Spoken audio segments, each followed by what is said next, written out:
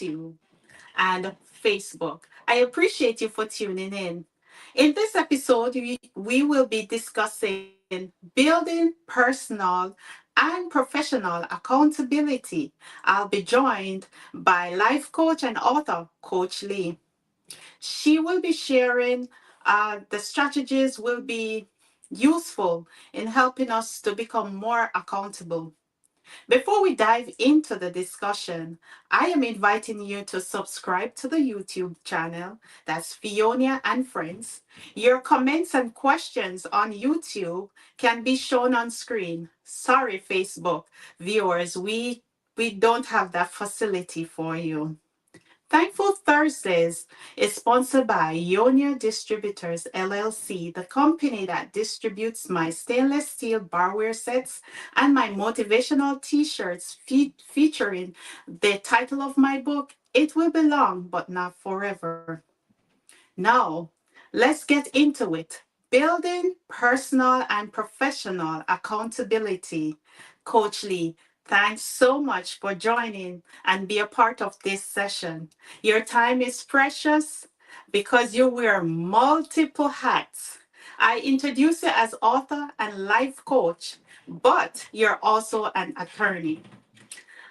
To excel in these various job roles and function must require tremendous discipline and accountability. Let's start there. What is accountability? First, thank you for having me. When I think about You're welcome. accountability, I think about it as what is it that you want to do? And more so than what is it that you want to do, who is it that you're doing it for? Because there are different types of accountability. There can be personal accountability, professional accountability. And so when I look at accountability, I look at it as who is it that you're doing this thing for? Who is it that is making it to where I want to show up? I want to do this thing. Because professional accountability might be looking at your job or your career or your work. Personal accountability is looking at yourself. And so accountability can be looked at and defined in different ways, but ultimately accountability comes back to who is holding you accountable. And I know I'm using the definition to answer it, but accountability Yes. ultimately comes back to who is it and why is it that you're doing the thing that you're doing and what is holding you to that. And so that's how I would define accountability. And what is the difference between personal and professional accountability? I think when you look at accountability, you can even define it beyond that. You can go self accountability, which is how are you holding yourself accountable to the things that you say that you That's want to right. do. Personal accountability can be similar to self accountability, but it also is more about those personal aspects that are direct to you. Because self accountability can apply in the same way that personal accountability can, but then professional accountability might be your boss, your coworkers, the standard that your job or your career is holding you to. And so ultimately, at the end of the day, those all come back to the same thing. What is the reason behind the thing that you're doing, and what is keeping you accountable or making you want to continue to show up and be in that space and to do that thing? So that's kind of how I would define the difference between the two or the three. Oftentimes we struggle with holding ourselves accountable. Why do we oftentimes struggle so much? Because we're more concerned about what other people think. We struggle with holding ourselves accountable because we're more concerned about others. How often is it that you're willing to ask someone to do something or tell someone you're going to do something? And even if you don't want to do it, you still show up and do it because you said you were going to. But then on the flip side, how often do you tell yourself that you're going to do this? I'm going to start working out next week. I'm going to eat healthier. I'm going to drink my water. I'm Yes, going to go to bed that's earlier. right. But yet and still you don't do it. So we struggle with accountability because the short answer, you don't value yourself as much as you value the opinions of other people. And we need to Wow. change that. We need to change that. And on that note, you're tuned into Thankful Thursday. I am your host, Fionia Salmon. In this episode, we're discussing building personal and professional accountability with life coach and also author, Coach Lee. Thankful Thursday is sponsored by Ionia Distributors LLC, which distribute my stainless steel barware sets and also my motivational t-shirts featuring the title of my book, It Will Be Long But Not Forever. So, thank you so much again. And as I said, go ahead and get a personal copy, or you could purchase it for a loved one if you wish. I would really appreciate that. And also, if you haven't subscribed to my channel, Fionia and Friends, please go ahead and subscribe. And if you already subscribed, I want you to go ahead and share out all of this content above and beyond. So thank you so much. I'm saying thank you in advance for that.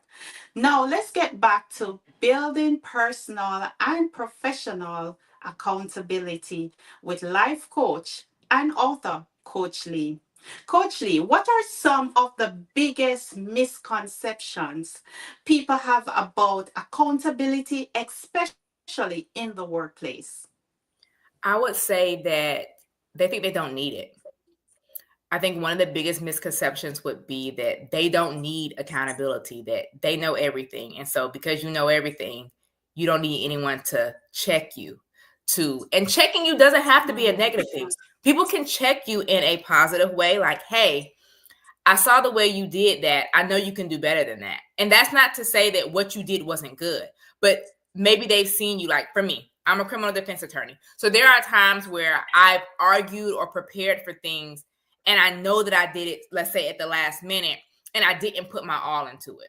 I might have still won, or I might have lost. And even at the time where that self accountability comes in, where I know for myself that I could have done better, but to be able to have coworkers, your boss, or people, mentors, mentees who can look to you and who can check you and essentially say, hey, you can do better than that. Or even to check you and say, you did a great job. I can see that you're working on this. I can see that you're trying.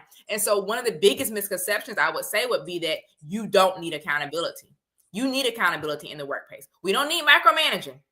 That's two different things. We don't need the micromanaging of nitpicking everything that I do and that nothing I can do is good enough.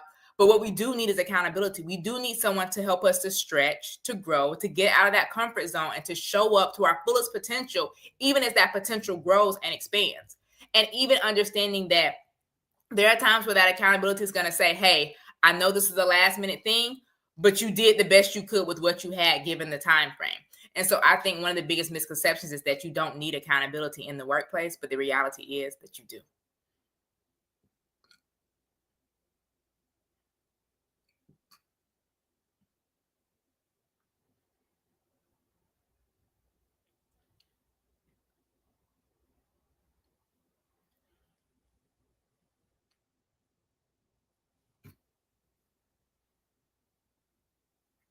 Me?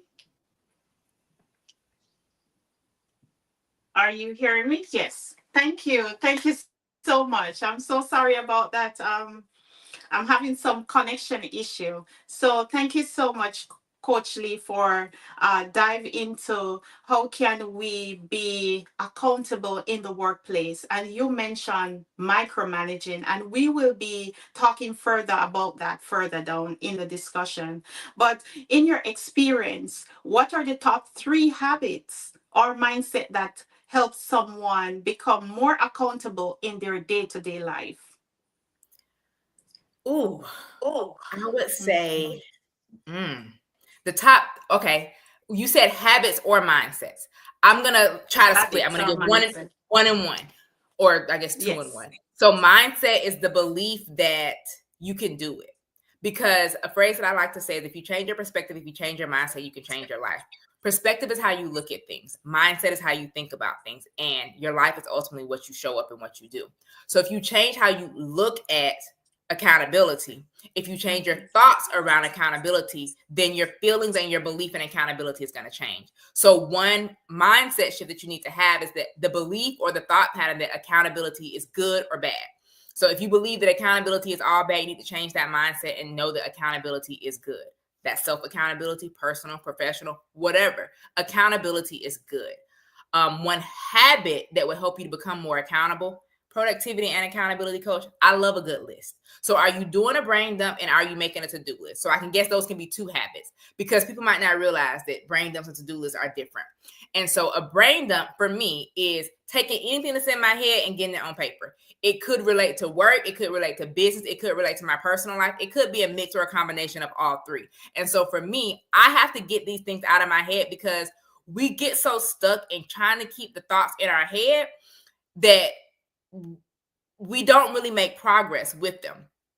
And what I mean by that is, how often do you walk into another room saying, like, when I get here, I'm not going to forget this. I'm not going to forget this. I'm not going to forget this. And you get there and you forgot the very thing that you said that you wasn't going to forget. And so we keep so many things in our head because we have so many thoughts. There's so many things that we have to do, that we have to go through, that we have to grow through, that it often causes us to get stuck in analysis paralysis. And so for me, a brain dump is all about clearing that clutter. And then the second habit would be the to-do list. I take that brain dump and I transform it into the things that I need to do. And so by me having this to-do list, it keeps me accountable because when the day gets busy, when the day gets away from me, I'm able to ultimately go back to that list and say, what is it that I need to do? Whether that be today, this week, this month, what is it that I need to do? And so if I were to give 3, that would be my 3. Number 1 would be mindset, would be shifting your mindset and your thoughts around accountability. And then the 2 habits would be starting to do a brain dump to clear your head. I suggest you do it at least once a week. And then a to-do list. I suggest making a to-do list, honestly, every day. But if you want to make a to-do list for the week and then work through it based off that brain dump, that. So those would be the 3 things I would say in terms of helping you to garner and have and be more accountable in your day-to-day life.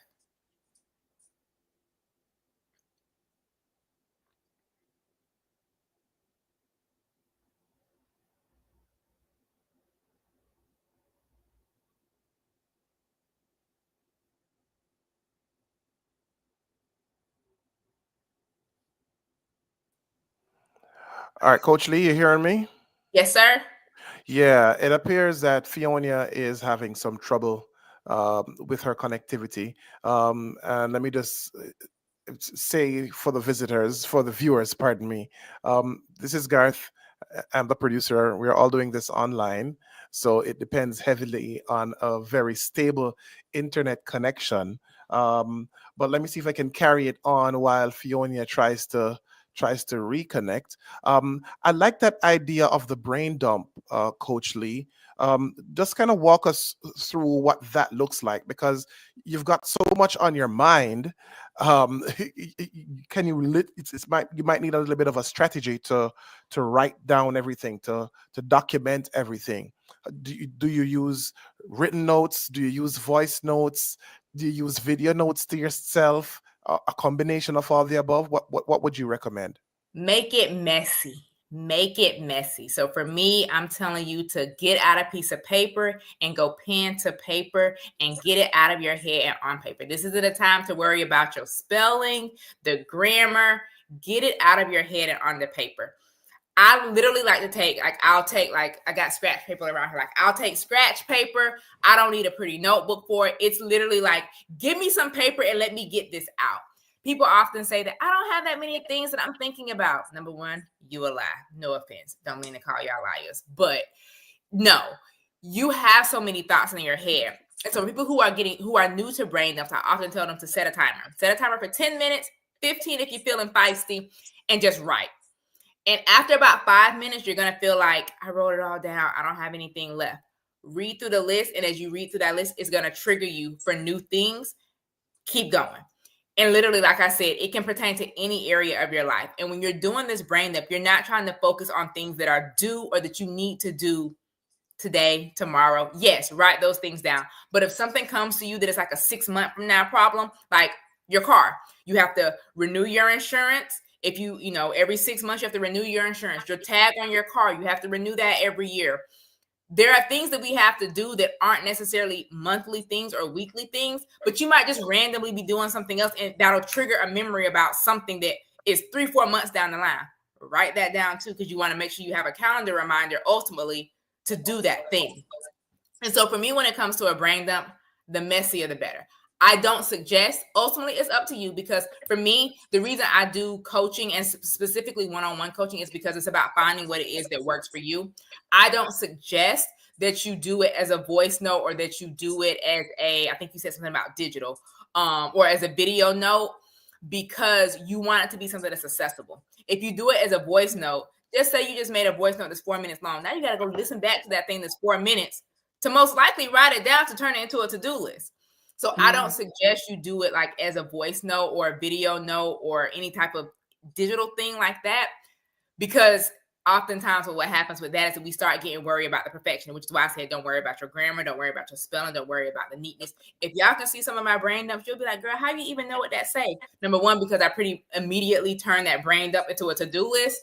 But start with just getting it out of your head. The messier, the better, because the thoughts in your head, they're not neat and organized, which is why you'll go from I need to cut the grass to I wish I had some ice cream. Like the most random things are gonna come to you that in no way That's right. relate to each other. That's right. That is so right. Having that list, it's always your go to.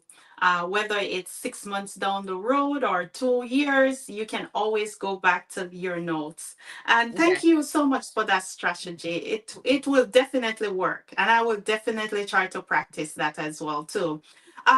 You're tuning into Thankful Thursday. I am your host, Fionia Salmon. And in this episode, we're discussing building personal and professional accountability with life coach and author, Coach Lee. Thankful Thursday is sponsored by Fionia Distributors LLC, which distribute my stainless steel barware sets and also my motivational t-shirt featuring my title of my book, It Will Be Long But Not Forever. Be sure to get yours and purchase a gift as well for a loved one. And also, don't forget to subscribe to the YouTube channel. That's Fionia and Friends. If you're already subscribed, I want you to go ahead and share out the content. Go above and beyond for your girl, okay? Let me know. And also, make sure to text me on my socials and let me know who you have shared it with. Now, let's get back to building personal and professional accountability with life coach and author Coach Lee. When someone realizes that they have dropped the ball, because oftentimes we all drop the ball at work or in our personal life, what's the best way to bounce back and rebuild that sense of trust? So for the bounce back, you know that brain that we was talking about and that to-do list, for me, that's how I Yes. get back.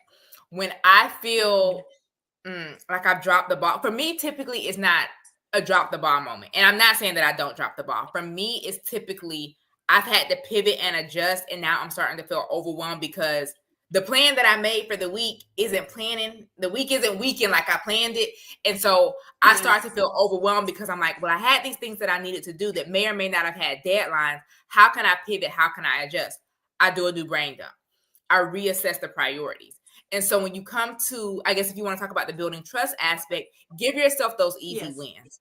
So I'm the type of person who, if even if I did the thing, I might write it down just to cross it back off because I did it and I want credit for it for myself. Because those wins are how you start to build that momentum and that Amen. motivation to Yes. show yourself that you can do it, because so often we get discouraged when it comes to working on our productivity, growing and stretching as a person and as an individual. We often feel this way because we're trying to do the most. We're putting big tasks on the list. Not saying that you don't have to accomplish big tasks, but when it comes to these bigger tasks, are we really breaking them down into their smaller parts? And so, for example, let's say you want to say, I need to build a table. Do you have the materials for the table? Do you know what you want the table to look like? So start breaking it down, like design table, shop for supplies, prep I don't know how to build a table, but The prep the supplies. workstation. There we go. Prep the wood station, get your supplies, start building it, Yes. test it.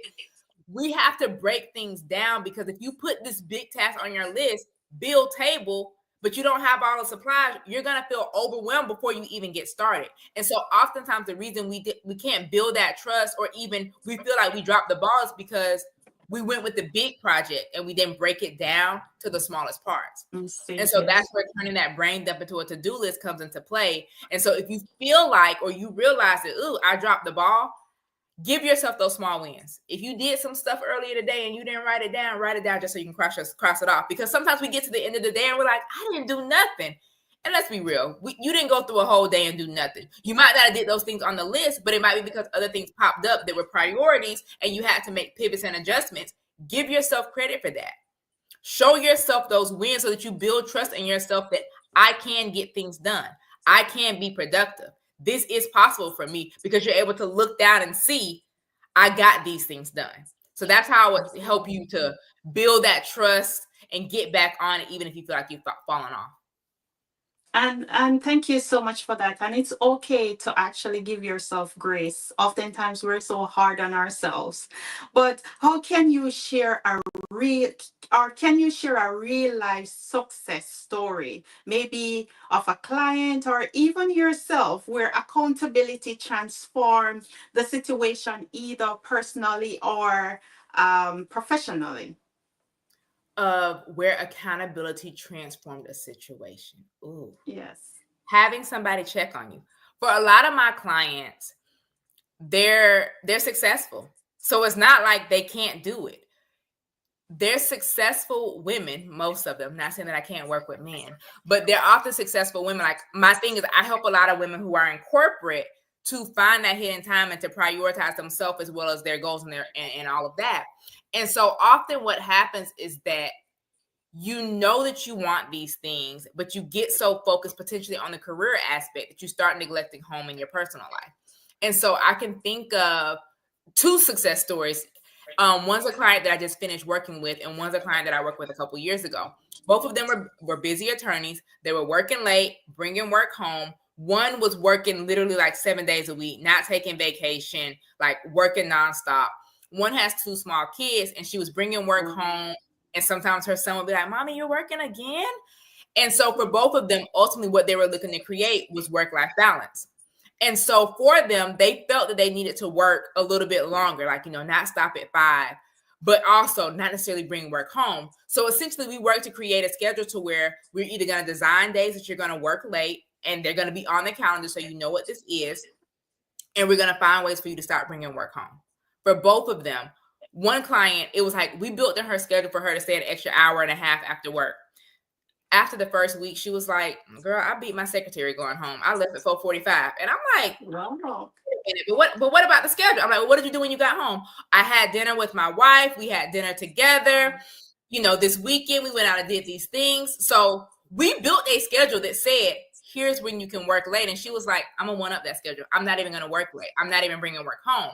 And then the other client that I was referring to that has the two small kids, we built days in for her to work late, or for her to come in early, because she had the support of her husband, who was like, if you going in early or staying a little bit late is going to mean you're not bringing work home or working on the weekends, do it. And so we created and built the schedule for her to be able to do that. And she ended up adjusting the schedule a little bit to where she was like, I didn't stay late. And I'm like, well, did you bring work home? And she was like, no, I didn't, because she started potty training her son. But she was able to show up and potty train her son. So she sacrificed working late to go home and potty train, but she also didn't bring work home.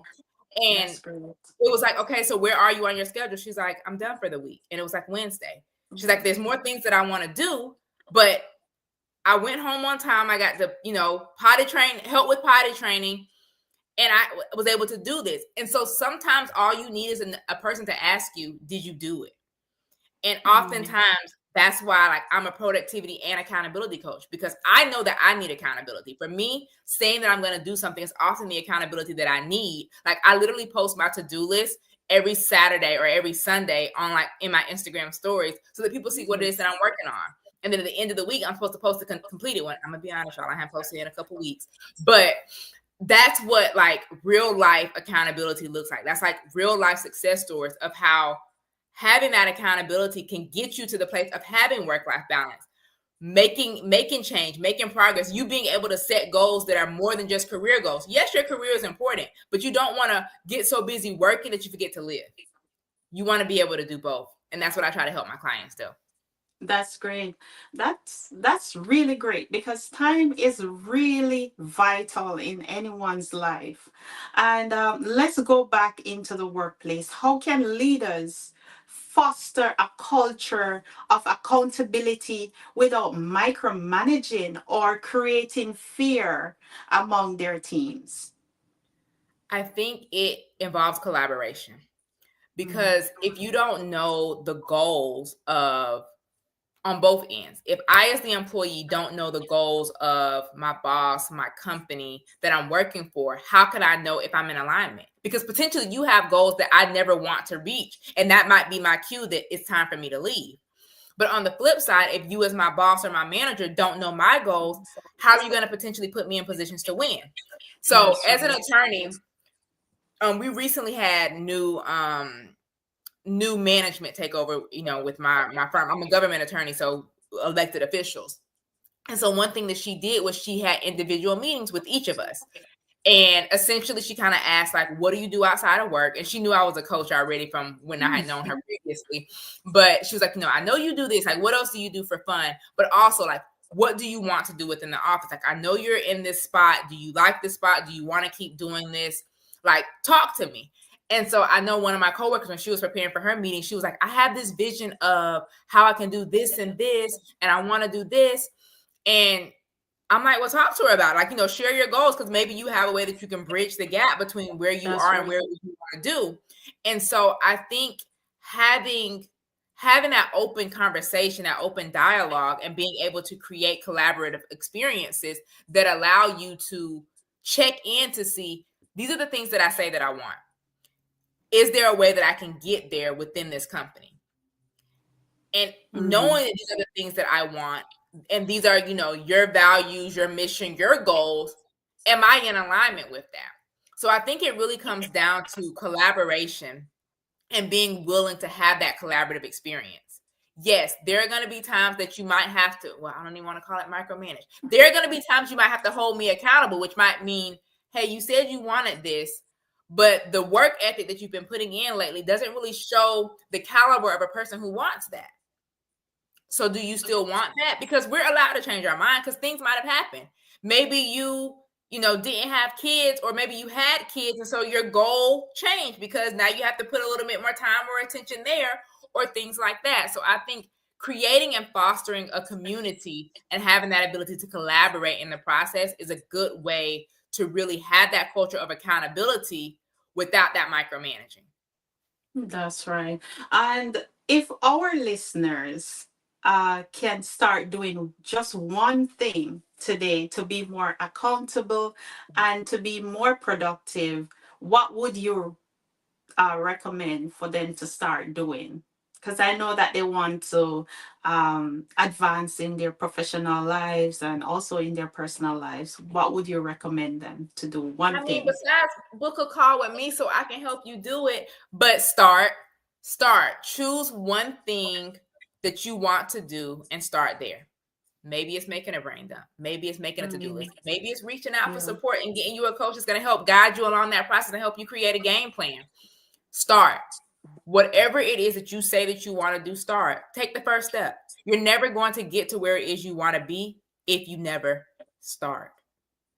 Wow, that's powerful. So the main thing, make sure you start. Holding yourself accountable, you will see results like you being more productive. Before we get into productivity, I do have a question to ask about productivity. But thank you all for tuning in to Thankful Thursday. I am your host, Fionia Salmon. In this episode, we're discussing building personal and professional accountability with life coach Coach Lee. She's also an author.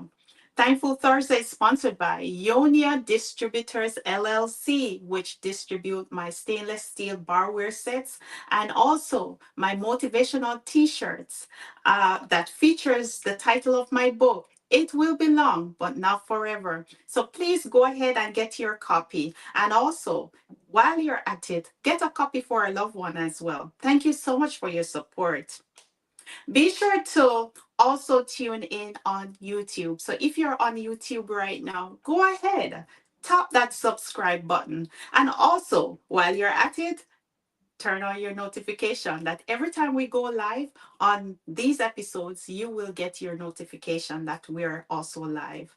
And also, if you're on Facebook, go ahead and follow me if you haven't followed me yet. And thank you so much for everything. Now, let's get back into the discussion of building personal and professional accountability with life coach and author, Coach Lee.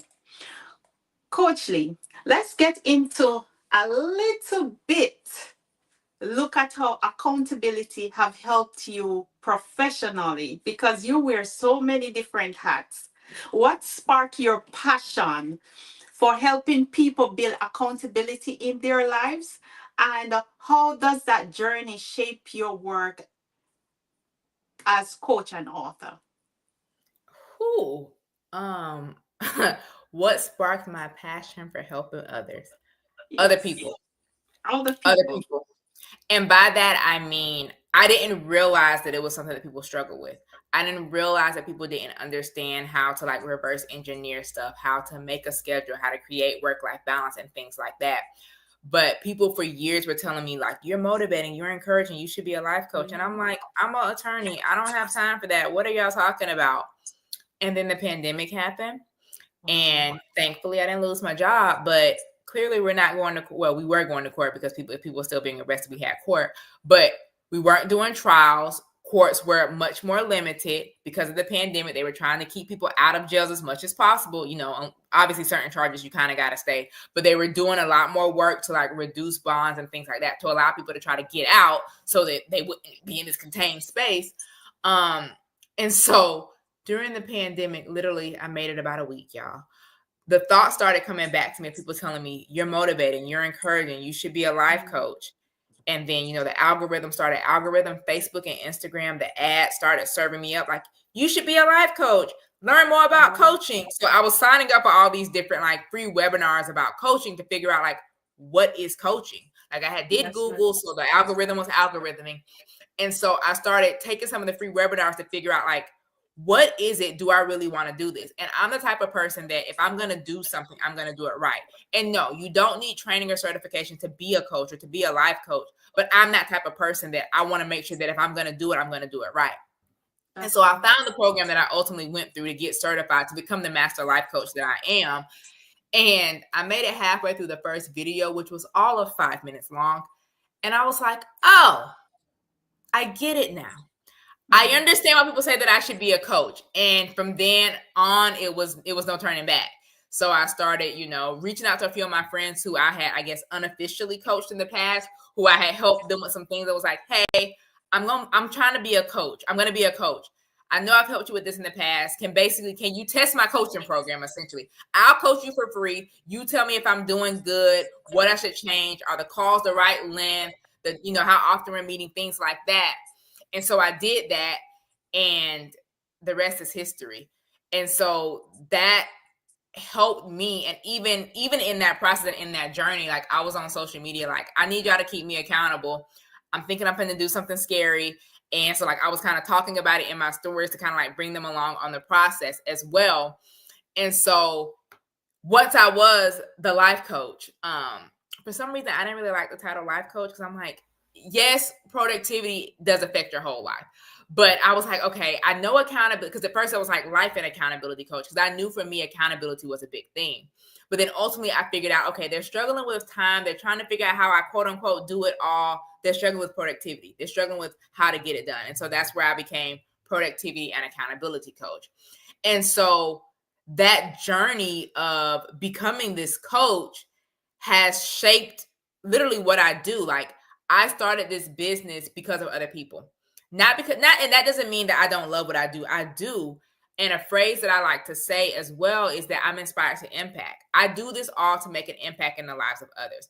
I want anyone or everyone who comes into contact with me to be impacted in some way, to see that productivity isn't hard. productivity isn't complicated. You've been making it harder than it is. And I want to show you how to simplify productivity, because here's the thing. We do things all the time. You are productive.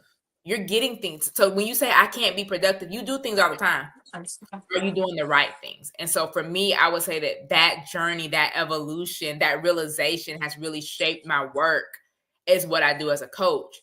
In terms of as an author, that was who you think becoming a coach was on accident. Becoming an author was even more so on accident. And it's funny because I wrote the book in a month. I wrote the book, I believe it was the year I started coaching, like officially. Like my LLC became official 2021. So like I was doing all the work, like pandemic happened March 2020. So that whole time I was kind of like going through my coaching program, getting my website set up, getting all those things together. And so I made my LLC effective 1/1/2021. And so then, that's why I do my launch post and all of that. And there's this thing called, I think it's called like nano writes or something like that. One of my friends was talking about it that I saw on Instagram, where basically you write like 1,500 words a day during the month of November. I wrote my book during the month of November by following nano writes. Like, okay, well, every day I'm going to write 1,500 words. Here we go. And so I did that, and I finished the book, and then I found a person to help me self-publish it, to do the cover art and all of that stuff. And like her contract said that this was like a 6-month process. It wasn't. Not for me. I can't speak for other people. And I'm not saying that in a bash or a negative way on her or any way, shape, or form, because I wrote the book and I just wrote it and I never looked at it again. Like I gave it to her when she was like, it's time for edits. Like, I read it and then I was like, well, I wrote some good stuff in here. But my book was officially released almost a year ago this month. Like this time last year, I was working on the launch. So my book came out in 2024, but I wrote it in 2021. But going through that editing process and going through the process of the book, I realized that I put my coaching framework in that book when I didn't know what I was doing. And so looking back, like the Lee method, like the book is called Lee's Laws of Productivity. In it, I talk about three frameworks or 3 steps that you use to get things done: look, examine, and execute. So the book breaks it down. It goes into it. It dives into it. All of that is in there and it's all put together. But when I wrote the book, it was like a set it and forget it. I never went back to it. I never looked at it again until I was going through the editing process. And so I was forced to pick it up to check the edits and stuff. And then I was like, wait a minute. I have a framework for my coaching program, for the things that I talk about, for the things that I do. And when I was the most inexperienced is when I had it, because that was coming straight from the heart. Before, starting to work with coaches and them tell you, you got to do this, you need to do that. When I was raw and unfiltered and I didn't know what I was doing, I had it. And so when I think about the passion and how that shaped it, that book was pure passion. I never wanted to be an author. I never wanted to write a book. But yet here I am. That's awesome. It seems like you live and breathe accountability and productivity. But before we dive into your book, which is the Lee's Law of Productivity, let's talk about productivity for a second. How does accountability tie into getting more done without burning out? I think when we look at like the success stories that we were talking about, the two Yes. ladies, that's it. Because knowing that oftentimes as women, especially, we play so many roles in life that we're so used to doing for other people that it's rare that we have someone do for us or even check for us or check on us. And so as a coach, I'm that person who's checking on you, checking for you, and checking you sometimes if you're not doing what you need to do. And so having that accountability of knowing that I'm going to ask is often that kick in the butt that they need to get it done.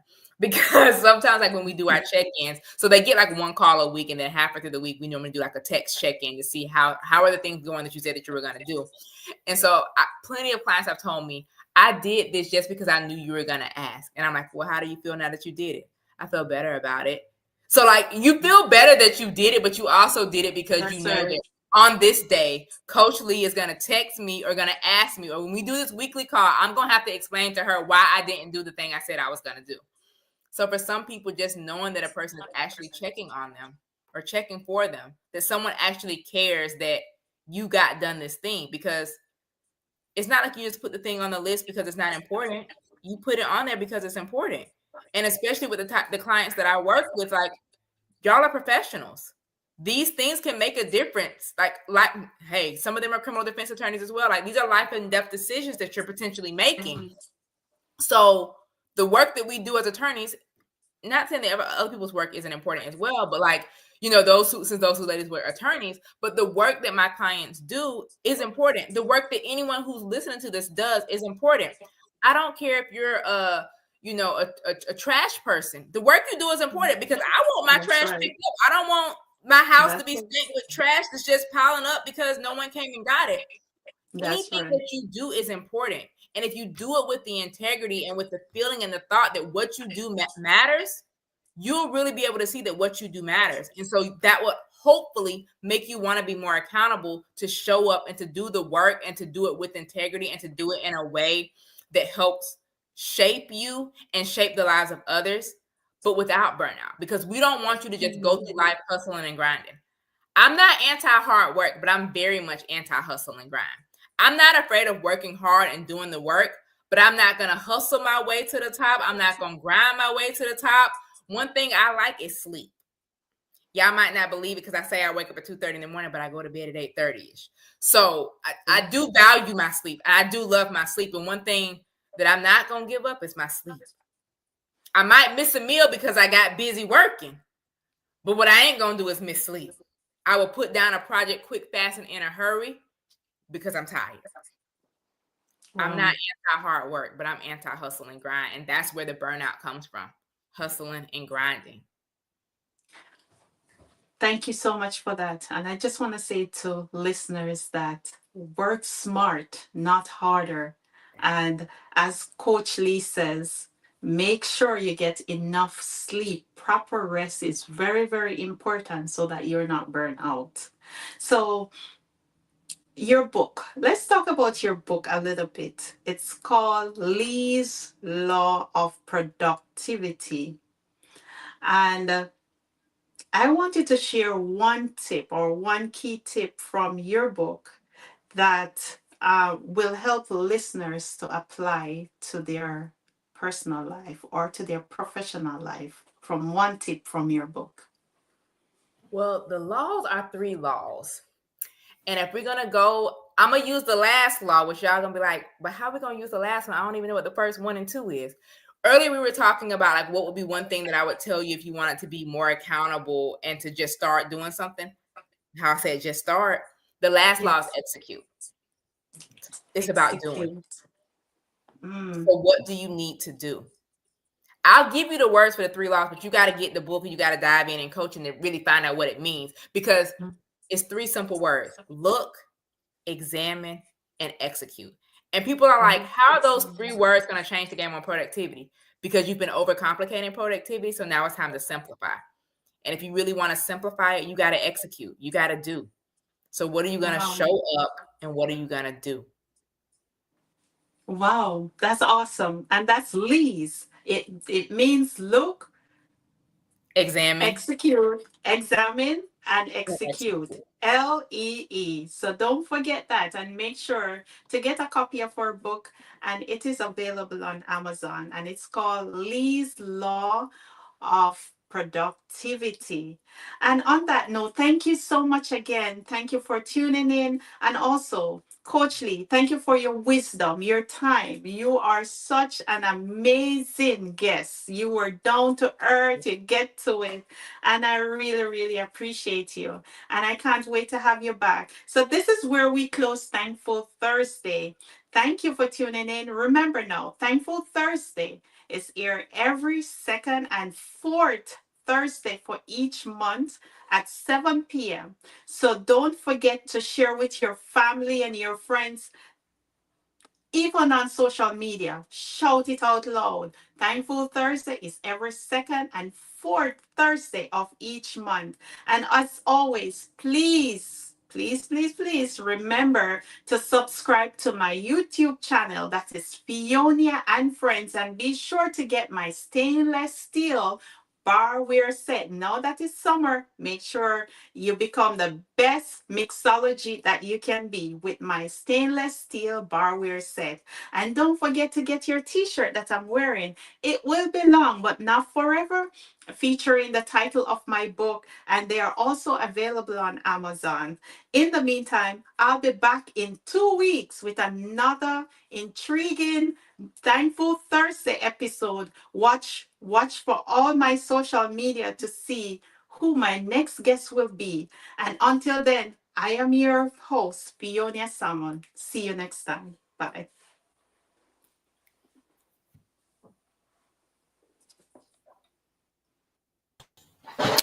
Okay, guys, you did good.